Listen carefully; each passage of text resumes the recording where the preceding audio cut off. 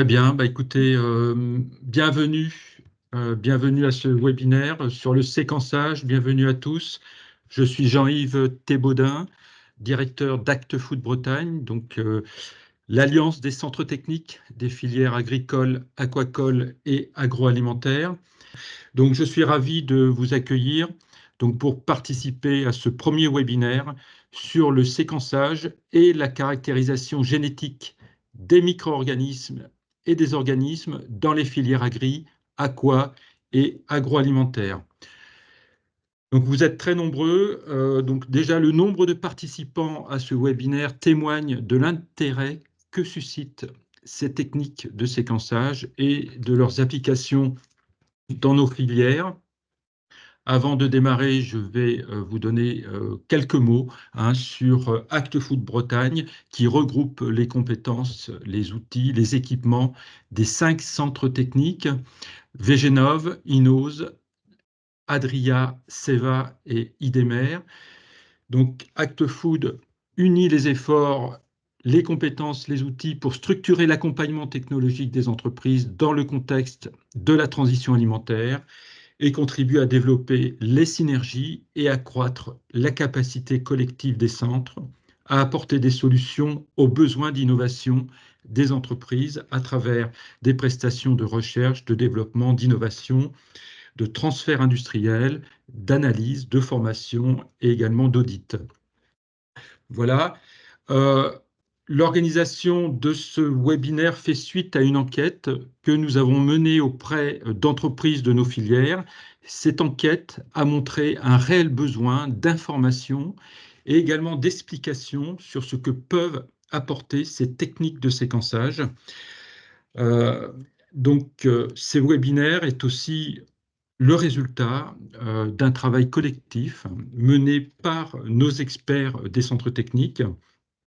En effet, ce travail a permis le partage de connaissances et de proposer une nouvelle offre de services mutualisés sur l'interprétation des résultats analytiques obtenus par ces techniques de séquençage et dans le but, je dirais, de répondre aux enjeux de la qualité et de la traçabilité de vos produits. Voilà, je vais m'arrêter là. Je rappelle 45 minutes d'intervention, plus 10 à 15 minutes de questions auxquelles nous pourrons répondre si vous les écrivez sur le chat de l'application. Je vais laisser dès maintenant la parole à Claire Vie. Bon webinaire et on se retrouve dans quelques minutes. Merci, à plus tard. Claire Vie, c'est à toi. Bonjour à tous, je suis Claire Vicrène, chargée de projet en qualité et santé des plantes à Vegenov. Et du coup, je vais vous présenter rapidement quelques définitions autour des techniques de séquençage, puisque c'est des termes qui vont revenir tout au long du webinaire. Donc le séquençage, c'est la détermination de la séquence en acide, en nucléotides, qui constitue un fragment d'ADN. Donc c'est le support de l'information génétique chez tous les êtres vivants. On va ensuite parler aussi de NGS, qui signifie Next Generation Sequencing. Ce sont les séquençages de nouvelle génération. Donc Guillaume reviendra un peu plus précisément sur l'historique des NGS au cours du temps. Il y a également les WGS, pour Whole Genome Sequencing, qui correspond au séquençage de génome complet. On parle aussi parfois de typage, qui correspond au typage moléculaire, pour comparer la proximité génétique de micro-organismes ou d'organismes qui sont très proches, donc qui appartiennent aux mêmes espèces, pour déterminer si elles ont des origines similaires ou non. On peut parler aussi de métagénomique, qui est une technique qui consiste à aller explorer dans un échantillon la diversité globale sans a priori, par séquençage de l'ADN de tous les génomes présents dans cet échantillon. Et en parallèle de la métagénomique, on peut faire aussi du métabarcoding, qui correspond à ce même type d'analyse, mais en ciblant de façon plus spécifique sur certains barcodes, certaines séquences des génomes et non sur les génomes complets. Donc je passe maintenant je continue sur cette introduction. Donc, pour vous rappeler un petit peu le contexte et les différentes étapes dans un projet de séquençage, on part à la base d'un échantillon à partir duquel on va extraire de l'ADN. Et à partir de cet ADN extrait, on va préparer des librairies qui serviront à faire le séquençage. Ensuite, on obtient un nombre important de données qu'il faut traiter par des analyses bioinformatiques. Donc, ça demande voilà, une expertise assez importante sur ce travail de données. Et ensuite, ces données sont interprétées pour pouvoir rendre un résultat facilement analysable par la personne qui aura souhaité réaliser ce type d'analyse. Donc, je passe maintenant la parole à Guillaume pour la suite de cette introduction. Oui, bonjour à toutes et à tous. Donc moi, je me présente très rapidement. Je suis Guillaume Gillot, je suis chef de projet à l'ADRIA et responsable d'une activité. L'ADRIA étant un institut technique agro-industriel multifilière. Donc je reprends la main sur la partie de l'introduction qui a été faite sur les NGS. Donc NGS, c'est pour opposer en réalité le séquençage de première génération, qui est le séquençage historique que vous voyez ici sur cette frise. Qui est apparu à la fin des années 70, début des années, avec un déploiement dans le début des années 80, qui est le séquençage qu'on connaît, enfin pour ceux qui connaissent un tout petit peu, le séquençage de Sanger. Et à la fin des années 90, ou en tout cas au cours des années 90, la volonté des scientifiques de séquencer les génomes humains a amené à développer de nouvelles technologies parce que le séquençage de Sanger a montré ses limites dans l'objectif de séquencer le génome humain. Et ce qui a amené au développement de nouvelles technologies, dans un premier temps des technologies dites donc de deuxième génération, et je reviendrai un peu là-dessus pour pouvoir que vous compreniez bien la différence entre deuxième et troisième génération. Et donc des séquenceurs de deuxième génération avec parmi les plus connus Illumina surtout aujourd'hui et au début des années 2010 l'apparition de séquenceurs de troisième génération. Quoi qu'il en soit, ce qu'il faut garder en tête, c'est que les deuxième et troisième générations sont des technologies dites haut débit euh, en opposition aux technologies de première génération euh, qui sont des technologies de Sanger qui sont limitées, en tout cas. Ça, donc les technologies de séquençage ont évolué finalement assez rapidement depuis on va dire les 20 dernières années. Et ce qui a permis en particulier, donc je reprends l'exemple du coût du séquençage du génome humain, parce qu'il y a des données dessus et que c'est assez parlant. Et ça a permis de réduire donc drastiquement les coûts de séquençage. Dans un premier temps, bien évidemment, comme pas mal d'outils, ça profite, et l'objectif, c'était que ça profite au médical, et progressivement, ça se déploie et on peut en profiter dans d'autres domaines, et en particulier en agroalimentaire ou en agri et en aqua aussi. Donc, ça a permis vous voyez, hein, les premières technologies de deuxième génération sont apparues vers 2005. On voit que dès 2007, on a un décrochage du coût lié à ces technologies de séquençage dites haut débit. Ce qui oppose aujourd'hui les technologies de deuxième et de troisième génération, c'est que pour faire simple et pour reprendre ce qu'a pu présenter tout à l'heure Claire Vie, le séquençage, en quelque sorte, c'est extraire de l'ADN, le couper en morceaux plus ou moins plus petits, préparer l'ADN pour qu'il soit en fait interprétable par le séquenceur, qui ont des technologies différentes, qui s'appuient sur des technologies différentes. Et ensuite, l'objectif par les analyses de bioinformatique, c'est de reconstruire le puzzle. En fait, on a des millions de pièces et il faut reconstruire le puzzle. Le puzzle étant le génome. Et quand on est sur des technologies de deuxième génération, on dit qu'on est sur des technologies short reads, c'est ce que vous voyez à gauche. Et donc, on reconstruit avec des petits fragments, des fragments qui vont, par exemple, de 150 à 350 paires de bases. Quand on est sur des technologies long read, qui correspondent donc à des technologies de troisième génération, on est sur des fragments qui peuvent être beaucoup plus longs et qui sont différents suivant les technologies. Ce qu'on voulait mettre en avant aujourd'hui par cette vulgarisation des technologies de deuxième et troisième génération et donc short read versus long read, c'est que en fonction des applications de séquençage au débit et donc des applications qu'on va vous montrer juste après, bah, le choix de la technologie est important. Voilà. Ça peut avoir une partie prépondérante sur la qualité ensuite des analyses et des conclusions qu'on peut en faire. Je vais présenter là 2 exemples liés à l'Adria, puisqu'on va passer au cas concret. Le premier cas que j'ai souhaité vous présenter concernant ce qui est possible de faire avec l'Adria, c'est le typage, donc avec la définition qui a été présentée tout à l'heure, le typage des souches microbiennes pour identifier des sources de contamination en industrie. On peut aussi le trouver parfois sous le nom de cartographie d'usine. Aujourd'hui, quand on est industriel, bien évidemment, il y a un certain nombre de règles à respecter, et en particulier de mettre sur le marché des produits sains.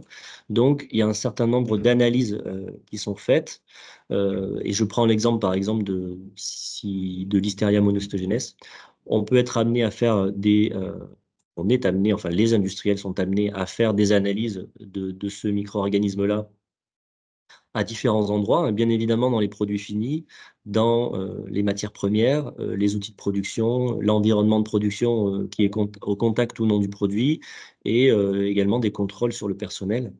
Lorsque vous faites une analyse, on va dire de routine de Listeria mono, ce que vous savez, là c'est le pire des cas hein, que je vous présente, c'est que vous avez de la Listeria mono. Par contre, est-ce qu'il y a des liens entre les Listeria mono qui sont retrouvés dans les produits finis et les matières premières ou l'environnement de production ou l'outil de production?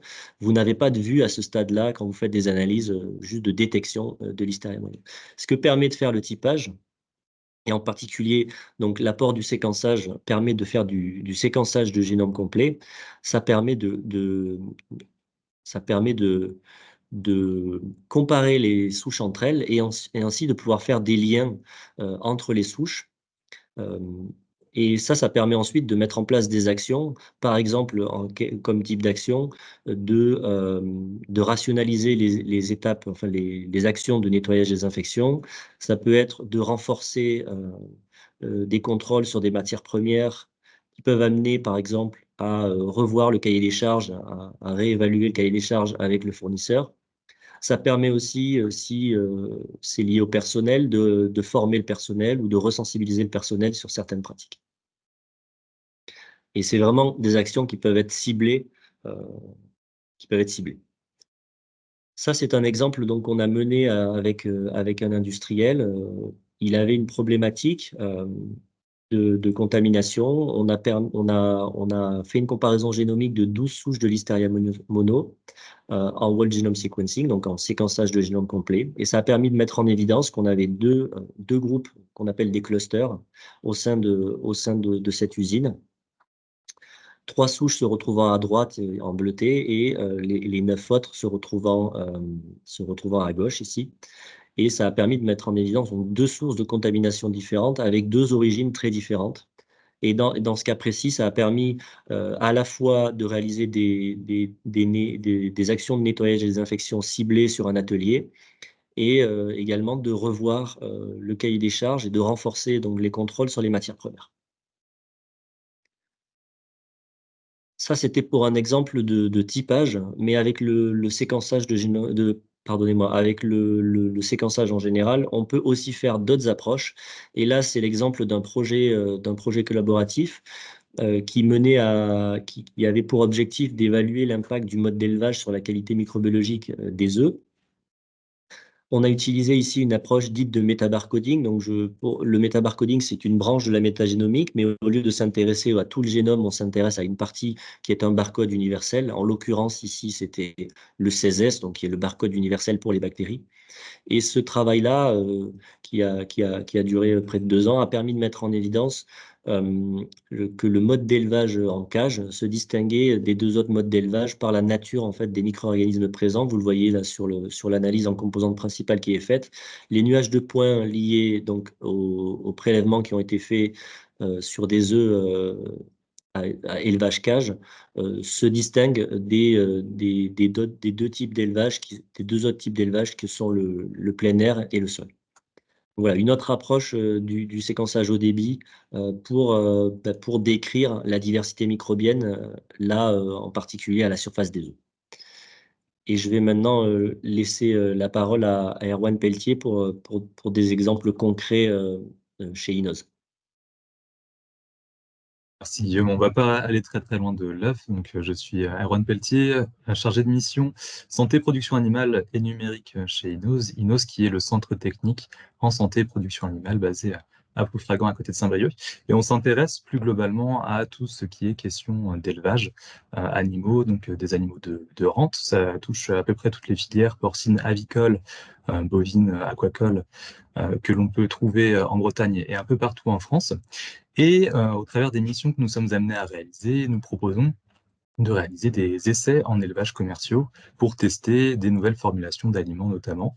Donc ce sont des essais cliniques et zootechniques. Et là, en l'occurrence, ce que je vais vous présenter, c'est un résultat d'essai sur de l'alimentation en production porcine pour mesurer un petit peu la diversité microbiotique en fonction de différentes formulations d'aliments. Les deux graphiques que vous pouvez constater ici représentent un petit peu la répartition des microbiotes et des métabolites qui sont présents sur les différentes fermes qui ont constitué l'exploitation. Donc on peut voir que on retrouve des microbiotes assez différents en fonction des exploitations qui ont été utilisées pour réaliser ces essais. En revanche, les métabolites, on peut observer quelques distinctions, mais ce n'est pas le but du sujet. Le but du sujet est plutôt de s'intéresser justement à deux types de formulations. Si tu peux passer à la slide suivante, c'est parfait, Guillaume. Essayer de mesurer l'impact des formulations et notamment des compléments alimentaires sur la diversité génétique au sein du microbiote des animaux. Et donc en vert, c'est le groupe témoin, et en rouge et en bleu, ce sont les deux tests de formulation qui ont été étudiés, sur lesquels on avait des modifications par rapport à l'aliment test. Et on peut constater sur le graphique de droite, donc toujours une analyse en composantes principales, qu'on réussit à identifier finalement trois familles de microbiotes en fonction de l'alimentation. Donc, il y a un impact finalement de l'alimentation qui a été testé sur le microbiote, donc sur les espèces qui vont composer le microbiote des animaux. En revanche, sur le graphique de droite, on se rend compte qu'il n'y a pas d'effet sur les métabolites, c'est-à-dire que les, les micro-organismes qui sont présents dans le microbiote vont synthétiser peu ou prou les mêmes composants métabolites qui seront du coup intégrés a posteriori par l'animal. Donc ça représente un petit peu une utilisation que l'on a pu faire du séquençage au cours de nos essais. On peut imaginer bien sûr d'autres cas d'application. On a eu quelques autres par le passé, pas forcément sur de l'alimentation, mais aussi sur des diversités génétiques pour identifier des comparaisons de populations à des géographies différentes. Mais voilà, le cas de l'alimentation était assez important pour nous, pour Inos, pour montrer ce qu'il est capable de faire aussi au niveau microbiotique, qui témoigne de la santé des animaux. Je vais passer la main à Rémi Michel du CEVA qui va nous présenter un cas d'application justement chez le CEVA. Merci à tous. Bonjour à tous, donc Rémi Michel, je suis le responsable du pôle aquaculture et sourcing au CEVA. Donc le pôle qui s'occupe plus spécifiquement de tout ce qui est programme de recherche sur le développement de la culture des algues, macroalgues et microalgues. Et dans le cadre de ce webinaire, je vais revenir sur deux exemples sur deux projets vraiment différents, un plus sur la phytoépuration, un plus sur l'environnement, qui vont vous démontrer comment le séquençage peut aider et nous apporter des éléments importants dans le cadre de nos projets sur les algues et donc pour la filière algues. Donc le premier projet, l'objectif, c'est de caractériser un consortium de microalgues, oui, qui se développe naturellement dans un digestat de méthanisation. Donc cette étude fait partie d'un projet plus global, dont l'objectif est le traitement des effluents par les microalgues. L'objectif étant de traiter ces effluents qui sont très riches en azote, en phosphate, par la production des microalgues qui, elles, seront valorisées sur différents types de secteurs. Donc dans le cas présent, on va travailler, et c'est la particularité de ce projet-là, sur un consortium de micro-organismes qui est naturellement présent dans un digestat. Donc, la première étape, je vous mets le contexte, hein, c'est qu'on va faire un prélèvement d'un digestat qu'on va mettre en culture pour développer la culture du consortium des micro-organismes.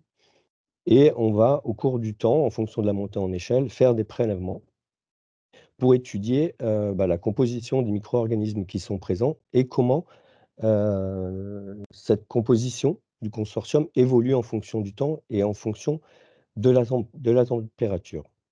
Donc, si on passe aux résultats, qui sont des résultats préliminaires, hein, puisque le projet est encore en cours, on a cherché à regarder 2 types de populations, hein, notamment la population de tout ce qui est cellules eucaryotes et notamment les microalgues.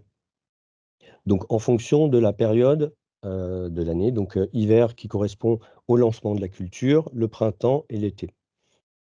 Alors, en fonction des données disponibles, on évalue plus ou moins facilement quelles sont les espèces présentes, mais ce que l'on voit, c'est que sur la totalité de l'étude, on a un peu moins d'une vingtaine d'individus qui sont sortis et avec deux gros individus qui sont présents majoritairement, qui sont Desmodesmus et un chlorophycé que l'on n'a pas réussi à identifier.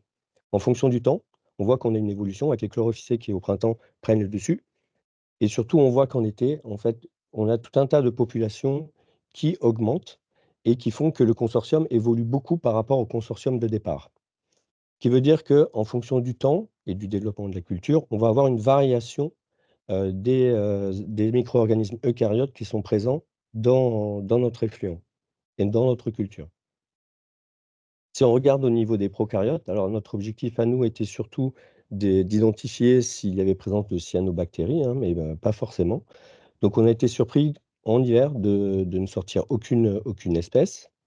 Et après, si on regarde au niveau du prélèvement qui ont été faits au printemps et en été, la chose à retenir, sans regarder quelles sont les espèces présentes, hein, même si on a une petite vingtaine d'espèces qui ont été identifiées, c'est la très grosse variabilité que l'on obtient en fonction de la période de prélèvement. Ce qui fait que si l'on cumule les résultats que l'on obtient à la fois sur les aspects eucaryotes et prokaryotes, en fonction du temps, entre l'hiver, le printemps et l'été, on a une variabilité importante du consortium observé. Et donc, comme je vous le rappelle, l'objectif, c'est de se servir de ce consortium pour abattre des effluents contaminés, notamment contaminés en azote et en phosphate. Donc, en fonction de cette variation, eh ben, la solution biologique que l'on va proposer pour retraiter l'effluent peut avoir des efficacités différentes en fonction de la qualité du consortium. Donc, voilà pour le premier exemple. Le deuxième exemple dont je vais vous parler est plus un exemple qui a trait à nos activités sur la thématique environnementale au CEVA et thématique qui est portée par le pôle écologie et environnement. Donc, on utilise ici le métabarcoding afin de caractériser la diversité en macroalgues. Donc là, par rapport au premier exemple, on est passé sur les algues de grande taille, hein, que l'on retrouve dans les échouages sur le littoral breton à l'origine des problématiques sanitaires, donc putréfaction des biomasses algales et impact écologique sur la faune et la flore. Donc, pour ne pas les citer, hein, les phénomènes de marée verte, hein, principalement. Donc, le résultat présenté ici illustre l'évolution saisonnière de la diversité algale et l'intérêt donc de l'outil, hein, de ces outils de séquençage, quant à l'identification des espèces prépondérantes à prendre en compte dans l'élaboration des mesures de gestion de ces phénomènes de prolifération algale par les collectivités locales et par les scientifiques. Donc on voit entre mars et décembre la succession des différentes espèces que l'on va identifier dans ces phénomènes de prolifération algale. Donc voilà les deux exemples que je voulais vous présenter pour le CEVA. Et je vais donc redonner la parole à Claire Vie. Merci à vous. Merci Rémi. Donc maintenant, moi, je vais vous présenter des exemples qui s'appliquent plus au végétal, mais au sens large, qui soit le végétal terrestre, mais qui peut aussi s'appliquer dans certains cas à un peu de végétal marin, puisqu'à Végénov, on travaille sur le végétal au global. Avec dans un deux exemples aussi d'application des techniques de séquençage. Donc, premier exemple ici, où il est question de faire un séquençage sur des graines de plantes, mais il pourrait très bien s'agir aussi de poudre végétale non identifiée, issue de plantes ou issue d'algues, qui sert par exemple de matière première pour de la fabrication de cosmétiques. Et on va faire du coup ici, nous, du séquençage sur ces graines de plantes pour identifier et confirmer l'espèce végétale qui est utilisée comme matière première. Donc on part d'un échantillon qu'il est impossible d'identifier à l'œil nu.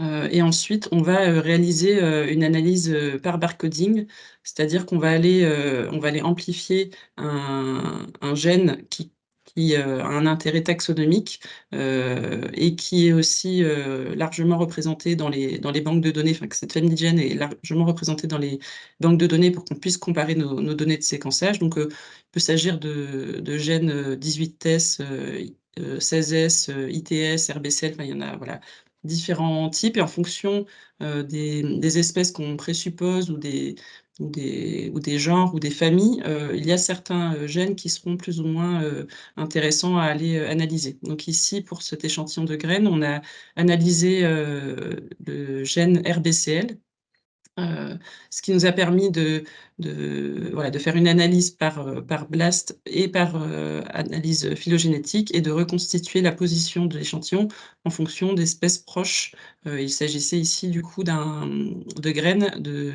roseau commun qu'on a pu identifier par cette technique de barcoding. Donc le barcoding, c'est quelque chose qui s'applique en particulier exclusivement quand on a un échantillon qui contient une seule espèce. Donc là, il y avait vraiment voilà, une espèce végétale. Si on a des mélanges de plusieurs espèces, on ne peut pas utiliser cette technique. Donc on peut passer à la slide suivante. On peut utiliser d'autres techniques comme le métabarcoding. Donc ici, c'est un exemple qui s'applique à l'identification de micro-organismes qui étaient responsables de symptômes sur des plantes. Donc on avait en l'occurrence un bulbe d'oignon symptomatique d'une bactériose, mais on ne savait pas quelle bactérie était responsable, si c'était un ensemble de bactéries, si on avait une seule.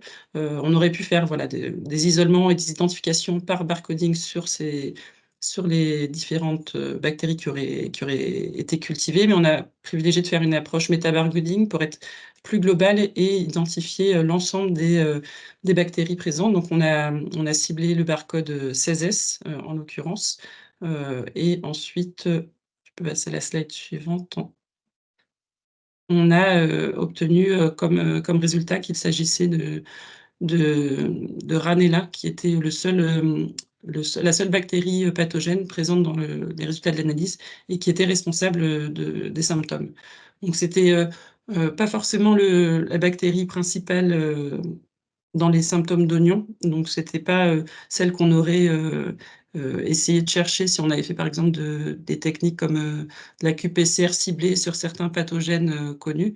C'est un pathogène qui est plutôt enfin, entre guillemets, faiblement pathogène, qui est rarement responsable de gros dégâts. Et là, en l'occurrence, il y avait des symptômes assez majeurs lors du stockage de l'oignon, donc on n'aurait pas forcément fait de la détection ciblée sur cette bactérie-là si on avait dû privilégier les principales maladies de l'oignon. Donc vraiment passer par le séquençage et faire du coup ici du métabarcoding, ça a permis de mettre en évidence une bactérie assez spécifique. Et en complément des résultats de l'analyse, on a aussi joint une publication qui décrivait un petit peu le comportement de la maladie pour aider aussi la personne qui souhaitait faire analyser ses oignons à mieux comprendre pourquoi cette maladie s'était installée, comment éventuellement s'en occuper, enfin la traiter, etc.